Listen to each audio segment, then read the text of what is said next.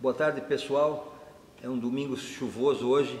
Bem-vindo ao Old School Strangcast da Academia Gerson Doria, com meu parceiro Will Clemente. Muito boa tarde. Vamos hoje falar de um cara aí meio que controverso, Will. O pai do hit, o mercenário.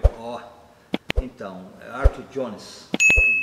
Arthur Jones é sensacional a história dele, porque na verdade ele nem era um fisiculturista e revolucionou o mundo do fitness na Golden Era, na década de 70. Ajudou a construir o físico de muitos campeões. Muitos aí, campeões, né? Que ninguém sabe, e ficou para trás a história do Arthur Jones, com seus conceitos de treinamento e suas máquinas, que na época virou uma febre nacional nos Estados Unidos. Então, quem foi Arthur Jones? Vamos lá. Arthur Jones nasceu em 1926, será do fundador das máquinas Nautilus da Medrex, que foi levada ao público pela primeira vez em 1970. Mas isso não é o que ele fez, que fazia realmente. Na verdade, isso é o que a parte do fisiculturismo conhece, né? Mas ele fez muito mais que isso. Ele teve uma ascensão muito grande, não queria estudar, seus pais eram médicos. Os pais, os avós, bisavós, todo mundo era médico. Ele, com 12 anos de idade, já tinha lido 2 vezes toda a biblioteca do pai. É isso aí, 12 anos. 12 anos de idade. 12 anos de idade. E com 14 ele leu 2 vezes a biblioteca do estado de Oklahoma, da cidade de Seminole. E ele pregava que ele não queria ficar na escola. Então ele saiu da escola na 8ª série, mas ele dizia: eu quero ir embora na 6ª. Devia ter ido embora na 6ª. Devia ter parado na 6ª. Ele não queria estudar, falou que estudar era horrível para ele. Ele queria trabalhar menos, e ele falou no fim da vida que se ele tivesse estudado ele trabalharia menos, porque sem estudar ele trabalhou mais. Mas isso não é um conselho não, hein? É um cara fora da curva. É um cara com... Ele era considerado, ele se considerava que o QI dele era maior que os irmãos Wright, os homens que inventaram o avião nos Estados Unidos. Do Albert Einstein. Então, eles chegaram a falar que ele tinha um QI mais elevado que o Albert Einstein. Vamos falar assim, é um cara bem propenso a tudo que colocar a mão, fizesse bem feito, conseguiria com facilidade. Então, depois dessa abandono de escola, tudo, ele começou a frequentar as pistas de voo, porque ele tinha um fascínio por aviões tremendo. E no estado de Oklahoma tinha umas pistas de underground, e ele aprendeu rápido a pilotar aviões e de carga, e ele chegou a uma certa idade, ele falava que tinha 3.000 horas de voo e tinha visitado já 57 países. Isso em 3 anos. Em 3 anos. 3 anos só. 57 países. Ele devia fazer alguma coisa no underground, porque ele já era um homem que tinha uma empresa de importação e exportação de animais exóticos, peçonhentos.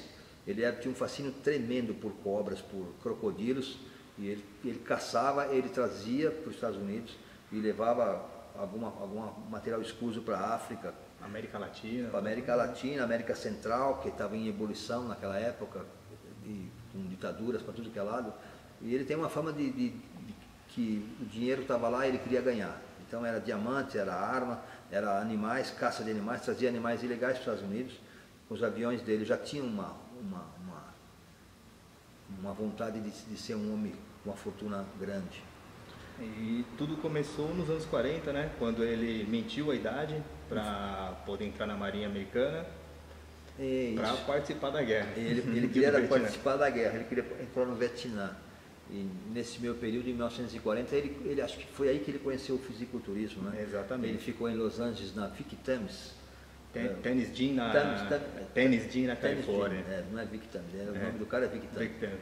Ele ficou lá, ele conheceu John Farbotinic, John Grimek, Steve Reeves, então isso acho que deu George Eiffman, isso deu para ele uma vontade assim, de dar uma continuidade no fisiculturismo, mas acho que a vida guinou ele para o outro lado, que ele foi para o Vietnã, voltou de lá com mais experiência ainda, né? Porque é uma guerra é uma guerra. E nesse tempo todo ele progrediu fazendo filmes. Começou como cineasta, né? Ele saiu do aviador cineasta, vamos vendo aí, aviador cineasta, foi para o exército, mercenário, caçador de crocodilo, elefante, leão, virou um cineasta que teve 300 documentários sobre a vida selvagem. Ele vendia esses documentários para as televisões americanas e falava-se muito de caça de animais, mostrava muito a vida selvagem, que ele mostrava os animais, os peçonhentos, as cobras.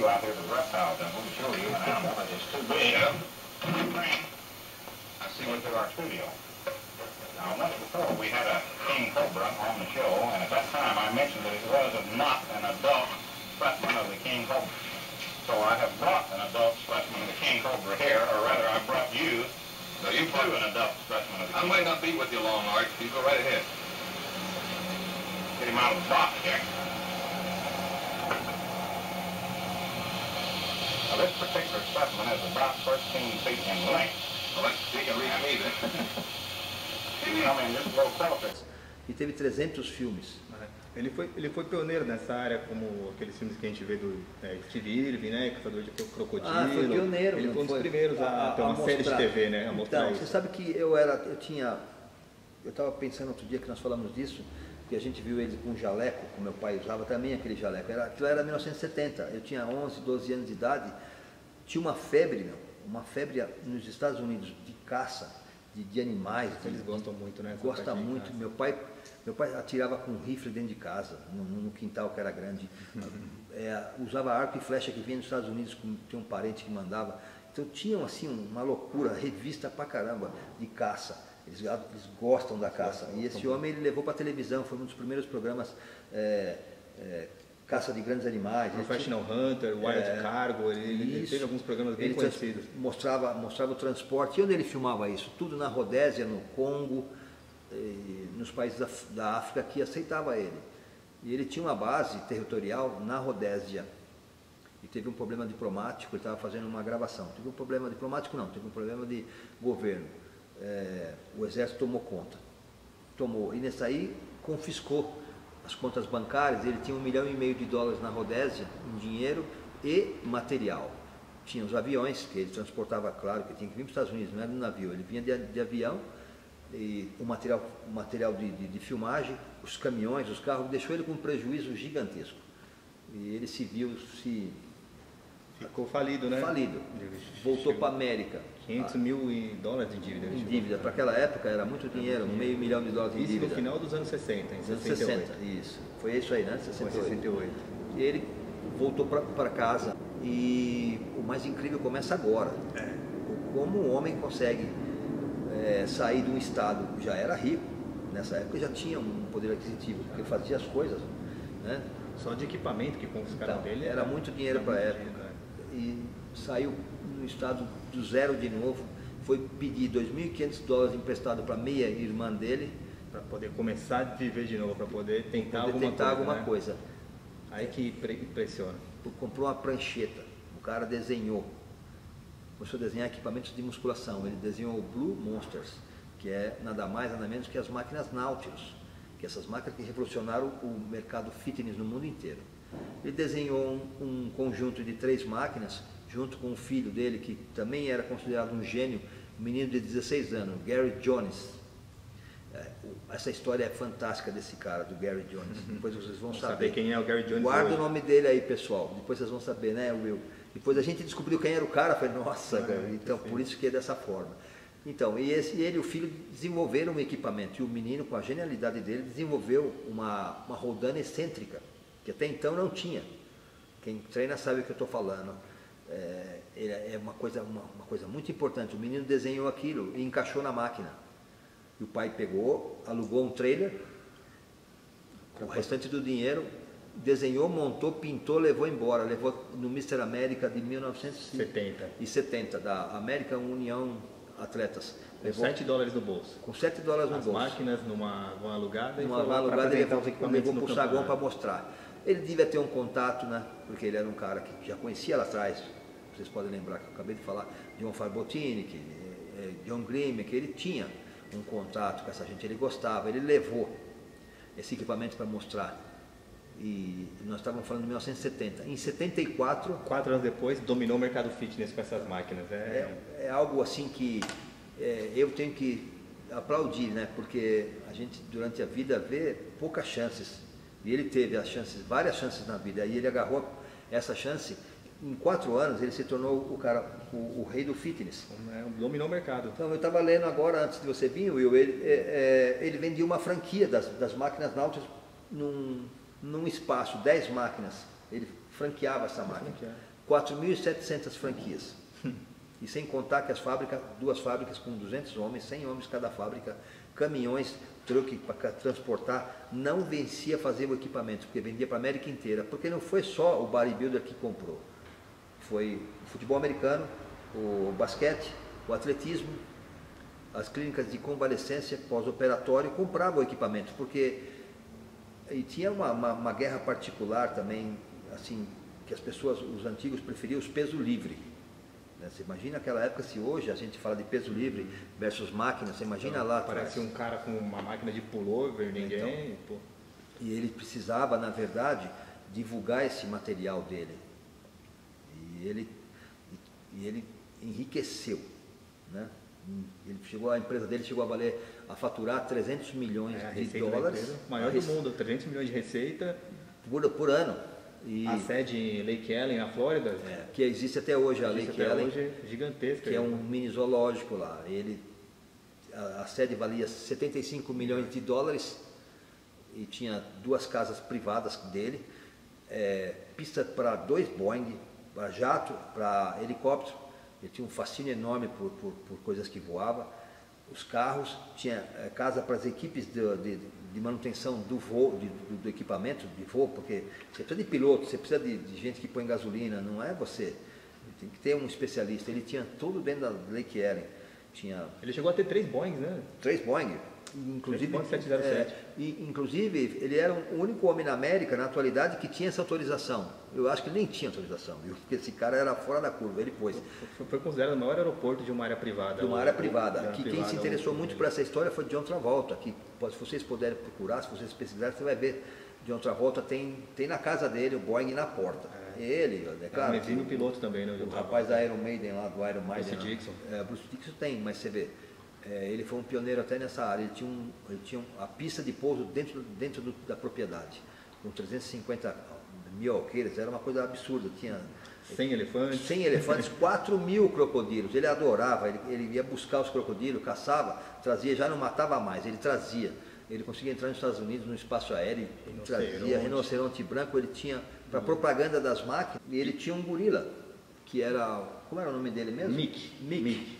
Pesava 180 quilos, 400 pounds, ele tinha um gorila de estimação, que era uma coisa inédita nos Estados Unidos. A gente olha hoje o vídeo, vocês vão ver o vídeo aí dele na máquina de pullover, acha, é alguém fantasiado, é um boneco, mas é um gorila de verdade, que ele fazia o pullover, ele punha na máquina de pullover para divulgar o equipamento. E aquela moça do lado é a esposa dele, né? Do lado da máquina. A Nancy Jones, ela estava um pouco receosa ali, né? Estava meio com medo, né? Porque é um gorila, ela sabe o que tinha, né?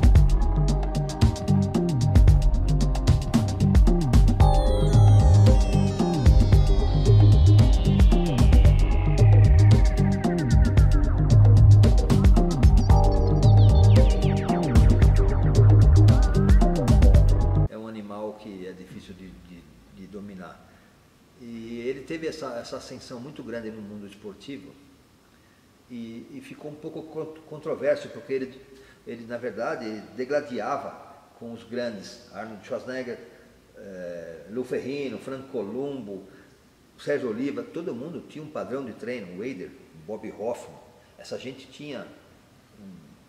Eles preconizavam aquele treino longo treino de volume. 3, 4, 5, 6 horas, volume, 2 vezes por dia, sem descanso. O que Arthur Jones ele queria vender a máquina dele? O que ele, nessa inteligência avançada, que é um homem com a cabeça fora de série, ele diminuiu o treino para 33 minutos, 40 minutos, e mostrou uma nova possibilidade do cara treinar menos e aumentar mais. É o HIIT, ele é o pai verdadeiro do HIIT. Hoje você vê HIIT com cordinha de plástico, pulando, não, não é isso aí não. Não é. O HIIT era aquilo. Ele tirou 6 horas de treino das costas de um homem. São quase 170 horas por semana de treinamento, 150 horas. Se você fazer a conta, é um absurdo.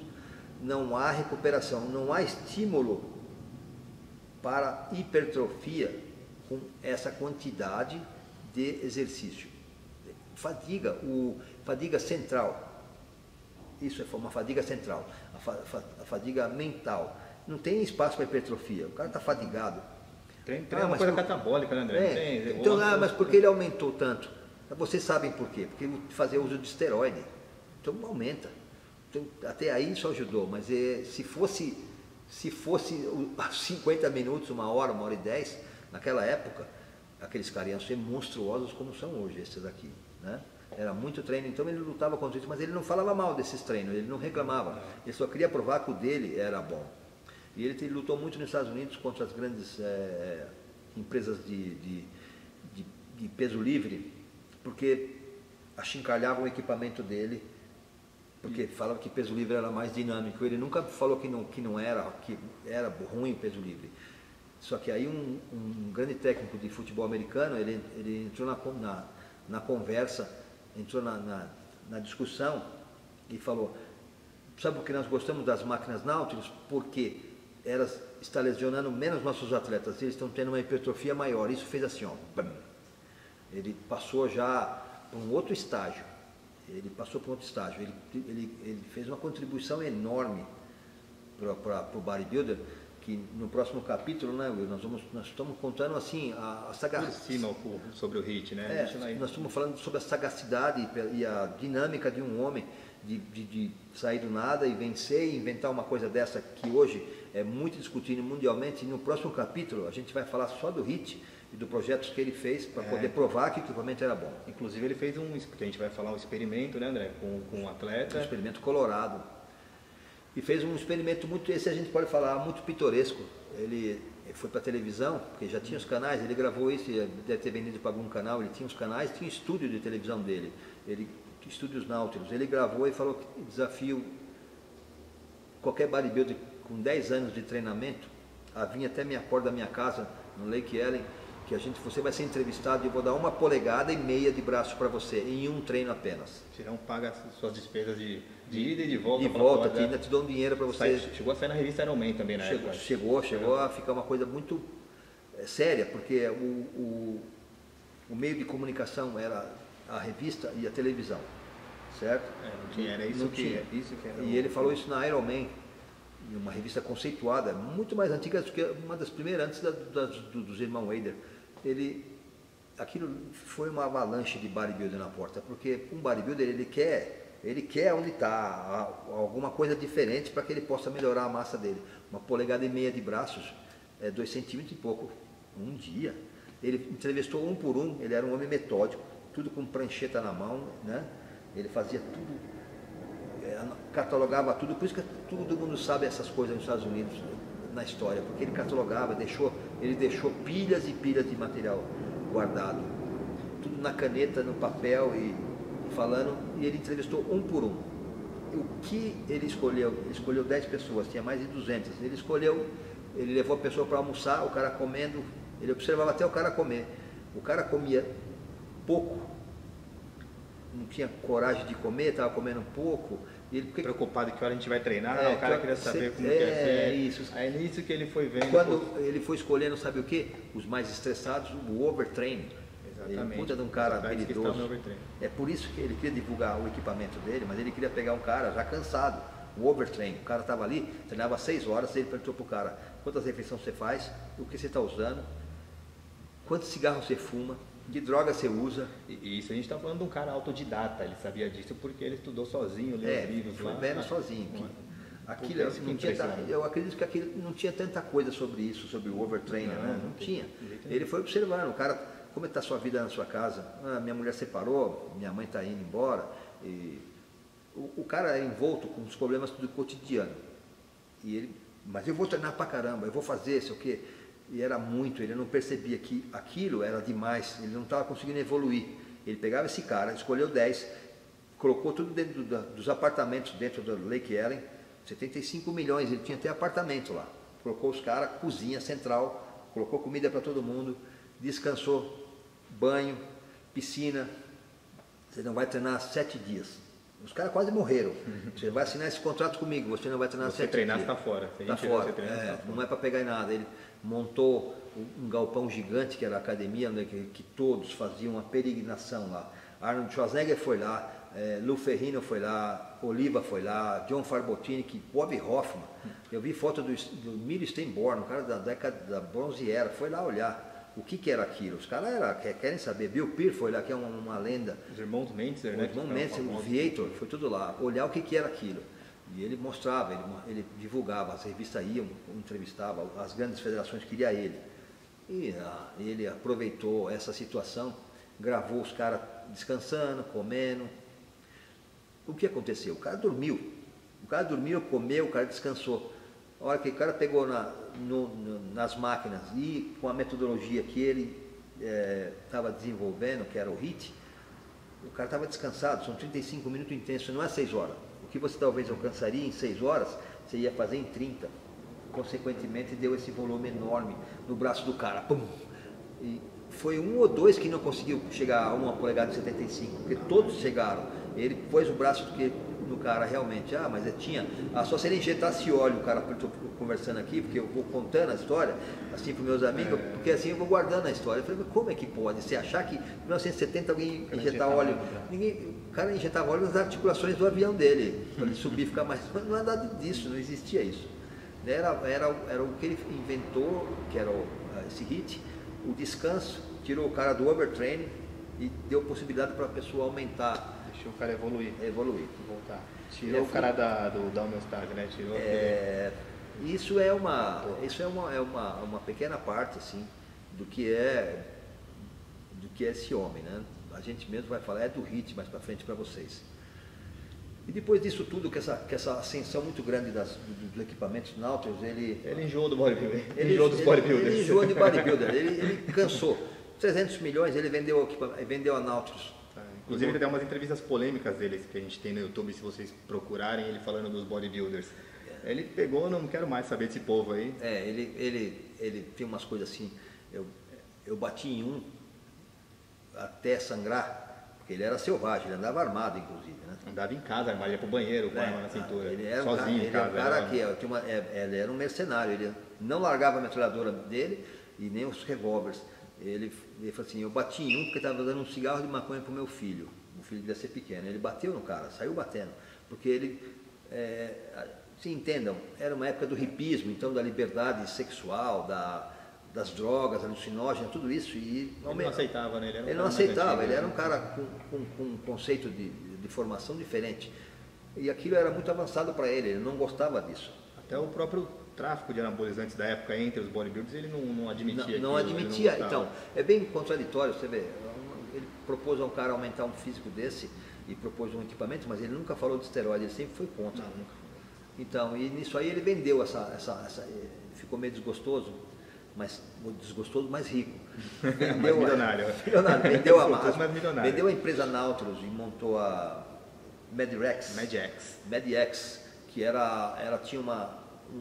ele contratou, já que ele tinha o dinheiro, ele contratou cientistas, contratou médicos e professores de universidade para poder desenvolver um equipamento para você que quebrou o joelho, para você que torceu o calcanhar, quebrou a perna em 4, 5 lugares, que quebrou a bacia, porque você é jogador de futebol americano, você é jogador de futebol normal, você é um atleta de alta performance, isso você se machuca demais. Ele inventou um equipamento para essa gente. É incrível, enriqueceu mais ainda. Ele chegou a ser na lista da Forbes na década de 80, né? Chegou a ser um dos homens mais ricos da América. Da América ou do mundo? Da Forbes é do mundo. É do mundo. É do mundo. Então, ele teve uma ascensão muito grande assim nessas coisas. E aí o mais legal de tudo é assim que tem uma parte que ele fala 50 coisas mais legais que eu fiz, que qualquer homem gostaria de fazer. Eu mesmo fiquei propenso a largar tudo, mas eu sou um covardão. O cara largou e fez. Ele navegou o Nilo completo. Teve no Congo. No Rio Congo, que é gigante. Teve no Congo, que é uma terra inóspita. É cheio de animal selvagem. semi-tropical, aquilo chove o dia inteiro, não? Tem gorila de 400 quilos, é uma coisa absurda como. Na Amazônia? Navegou o Amazonas, matou 600 elefantes, e o mais legal, ele falou assim, numa frase, eu matei 600 elefantes. E 73 homens. E 73 homens, eu me arrependo de ter matado os 600 elefantes. Você vê como que o cara era, né? Foi mordido por 24 cobras peçonhentas. Inventou um suporte de câmera indestrutível. Para poder filmar. Para poder filmar do helicóptero. Do helicóptero. Que ninguém tinha, ninguém tinha na época. Ele queria fazer um negócio, ele que fez. Sofreu acidente de avião. Não foi ele que dirigiu. O que estava pilotando não era ele, que ele sofreu vários acidentes de avião. Que não foi culpa dele, nenhum deles, não foi culpa dele. Você imagina, né? E bateu numa árvore perseguindo um rinoceronte a 100 por hora. E foi mordido, e as pessoas perguntaram para ele uma vez, por que você olha para baixo e nunca olha para frente? E isso aí incomodava ele, porque na verdade ele era bem áspero assim, as pessoas olhavam para ele, estava falando com um cara com um sotaque bem caipira, bem hillbilly mesmo, áspero, com 52 anos, parecia que tinha 70, devido à dureza das situações que ele enfrentava. Ele falou, porque eu fui mordido, meu pescoço foi quebrado pela mordida de um leão. É brincadeira, né? O cara tropeça na calçada, chora hoje. O cara foi baleado 6 vezes. Foi baleado e tomou uma machadada. Essa aí eu fiquei pensando, o cara passou por uma situação. Ele era um mercenário, devia ter inimigos, então, e ele vendeu tudo isso e teve uma continuidade assim até o fim da vida, morreu com 80 anos de idade. E morreu entre os animais que ele gostava, que são os crocodilos. Morreu sentado numa manhã e esse legado passou tudo para o filho, que era o Gary Jones. Que a gente comentou que ele desenhou tal, mas nessa época tinha 16 anos que ele desenhou isso. Esse legado passou e aí nós falamos, mas quem é Gary Jones? Vamos procurar. Esse cara está fazendo hoje, né? O que esse cara faz? Pô, esse cara, Gary Jones, é dono da Hammer Strength, onde todos vocês, bodybuilders avançados, querem treinar, aquelas máquinas bacanas, é ele que fez isso aí, tá vendo? Veio lá de trás, então, é um legado grande que ele deixou, e para mim foi uma lição para mim também de vida, porque o cara saiu do nada, ele tinha profissão, fazia, mas ele queria mais, ele perdeu tudo ali, levantou de um jeito maior ainda, tem uma contribuição imensurável para o esporte. Ele realmente conseguiu transformar o esporte numa outra... outro patamar, uma metodologia. E a gente vai no próximo capítulo, né, Will? Vamos comentar mais sobre essa metodologia dele. Que é o HIIT. Os braços dela, né, que Mike Benson mudou, Dorian Yates. Porque teve que nem tentáculo, né? O Yates mesmo falou, eu mudei o padrão HIIT, eu estudei Arthur Jones, estudei os Menses e fiz o meu. Tanto é que para mim o melhor físico que existe até hoje ainda é Dorian Yates, né? Os irmãos Mendes aqui propuseram Heavy Dutch no lugar, porque devia ter feito alguma coisa com ele, modificou para o lado deles. Mas o pai era Arthur Jones que fez tudo isso. Ele modificou e foi provado realmente que funcionava pelo tamanho que o Dorian Yates se encontrava naquela época e as condições de fazer foi a primeira vez que viram no Blood and Cuts lá o homem fazer 200 kg de remo curvado. Foi a primeira vez. Ele era uma coisa fora de série, ele realmente era um homem forte e curto os treinos. Então, quando naquela época falaram para mim, ele treina só 1 hora por dia, o peito, só vai treinar daqui 7 dias o peitoral de novo. Nossa, eu falei, mas cada coisa que inventam, não sei o quê, mas ele tinha razão. Ele já seguia a metodologia do Dorian Yates, do Arthur Jones. Então fica para o próximo capítulo a segunda parte da história de Arthur Jones e sua contribuição para o esporte. Um dos grandes homens do treinamento de força, sem ter uma faculdade, sem ter um canudo de engenharia, sem ser doutor, sem ser médico, apenas um caçador, um idealizador dos seus próprios sonhos, e ele conseguiu transformar o mundo do bodybuilder. Não é isso, Will? É isso aí. Assinem lá no nosso canal. A gente vai falar mais um pouco aí sobre o HIIT, sobre o experimento colorado, que é muito interessante. O experimento colorado foi onde ele provou que poderia modificar essa história. Os seus métodos. Bem-vindos ao Old School Strongcast da Academia Gerson Doria. Eu queria fazer um agradecimento à Yara, que está aqui de domingo gravando a gente. E assinem lá, curtam lá, deixe suas impressões. Não gostou, reclama. Isso aí. Um abraço. Até a próxima. Obrigado, Yara. É nóis.